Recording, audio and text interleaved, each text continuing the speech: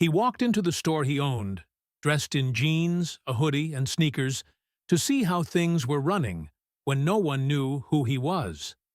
But before he could speak, the store manager stopped him, looked him up and down, and said, "We don't serve loiterers here." Embarrassed in front of customers, the man calmly walked away. But an hour later, he returned in a suit, with corporate staff by his side. And the manager's face turned ghost white as he realized the man he had insulted wasn't just a customer. He was the owner.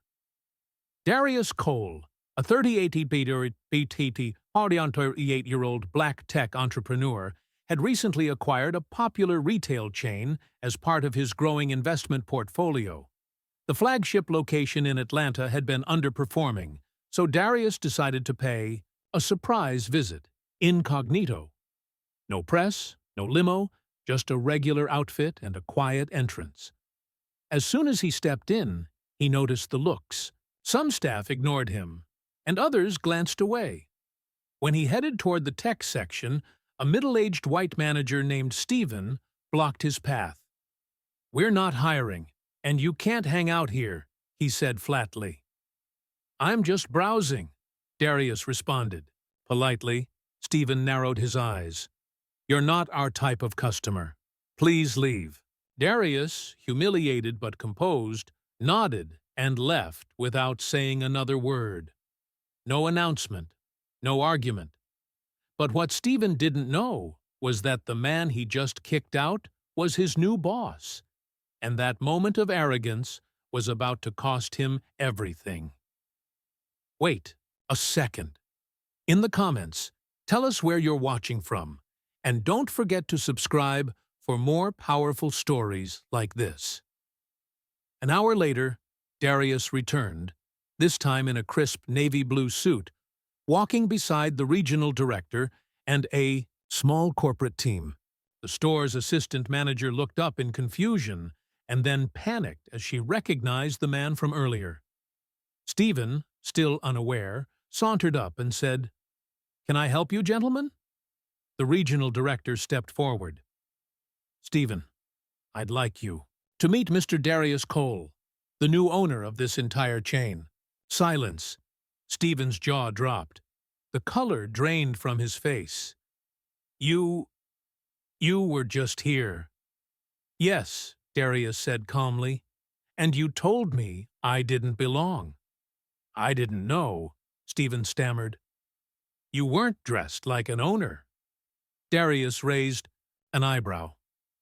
"What does an owner look like, Steven?" No answer. "I came here today to evaluate the culture." Clearly, I got my answer.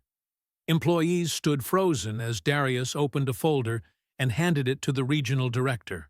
"This is your formal termination, effective immediately," the director announced. "But I've been here 10 years, Steven pleaded.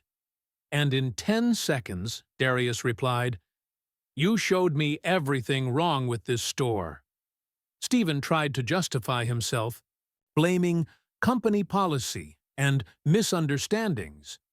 But Darius remained calm. "You didn't see a man, you saw a stereotype," he said. "And you treated me exactly how you'd treat anyone who looked like me." Security escorted Steven out in front of the entire staff. Some looked shocked, others nodded, as if long overdue. Darius turned to the remaining employees. "We're rebuilding this company, from the inside out, starting today." In the following weeks, Darius introduced equity and diversity training across all store locations. He invited employees from underserved communities to lead initiatives and opened leadership tracks for frontline workers. News of the incident spread fast. Media outlets highlighted the story. Black CEO mistaken for loiterer at his own store, fires manager on the spot. It became a national talking point about unconscious bias and what real accountability looks like. But Darius didn't do it for the headlines. "I didn't fire him because he didn't recognize me," he said in an interview. "I fired him because he didn't recognize human dignity." Customers returned. Morale improved.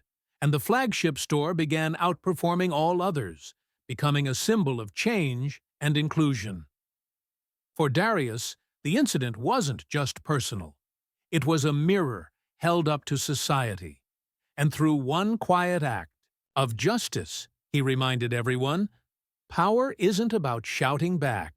It's about knowing who you are and standing tall when they try to shrink you.